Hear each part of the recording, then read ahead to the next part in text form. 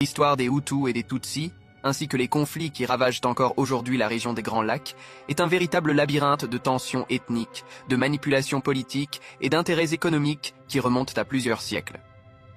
Pour comprendre ce qui se passe aujourd'hui dans l'est de la République démocratique du Congo, au Kivu, à Goma, mais aussi au Rwanda, au Burundi, en Ouganda et en Tanzanie, il faut remonter loin dans le temps, aux origines mêmes des Hutus et des Tutsis. Les Hutus et les Tutsis sont deux groupes qui vivent principalement au Rwanda et au Burundi, mais qu'on retrouve aussi en RDC, en Ouganda et en Tanzanie. Historiquement, les Hutus étaient des agriculteurs bantous, installés depuis longtemps dans la région, tandis que les Tutsis étaient traditionnellement associés à l'élevage. Pendant des siècles, le Rwanda et le Burundi étaient des royaumes centralisés, dominés par une aristocratie Tutsi, dirigée par un Mwami, un roi dont l'autorité s'étendait sur tout le territoire. Contrairement à ce que certains pensent, la différence entre Hutus et Tutsis n'a pas toujours été une question strictement ethnique, mais plutôt une distinction sociale et économique. Il était possible pour un Hutu de devenir Tutsi s'il accumulait du bétail et de la richesse, et inversement, un Tutsi pouvait être assimilé au Hutu s'il tombait dans la pauvreté.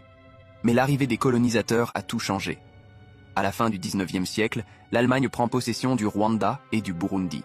Elle impose son contrôle en s'appuyant sur la monarchie Tutsi, renforçant encore plus la distinction entre les Hutus et les Tutsis. Après la Première Guerre mondiale, la Belgique remplace l'Allemagne et applique une politique de division encore plus radicale.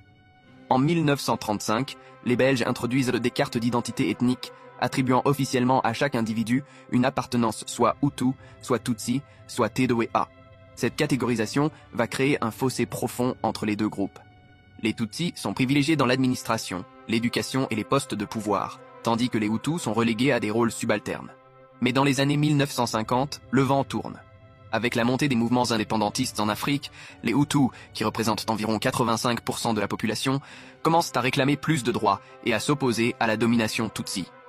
Au Rwanda, une véritable révolution éclate en 1959. Des milliers de Tutsis sont tués et des centaines de milliers fuient vers les pays voisins, notamment l'Ouganda, le Burundi et le Zaïre, l'actuel RDC. En 1962, le Rwanda devient une république dirigée par les Hutus, tandis qu'au Burundi, les Tutsis conservent le pouvoir et répriment violemment les Hutus. En 1972, un génocide éclate au Burundi. Le gouvernement Tutsi exécute près de 200 000 Hutus, tandis que des milliers de Tutsis sont tués en représailles. Mais la véritable tragédie qui va bouleverser toute la région arrive en 1994. Depuis l'Ouganda, un groupe de réfugiés Tutsis dirigé par Paul Kagame, le Front patriotique rwandais, mène une guerre contre le régime Hutu du Rwanda. En 1993, un accord de paix est signé, mais les tensions restent extrêmes. Le 6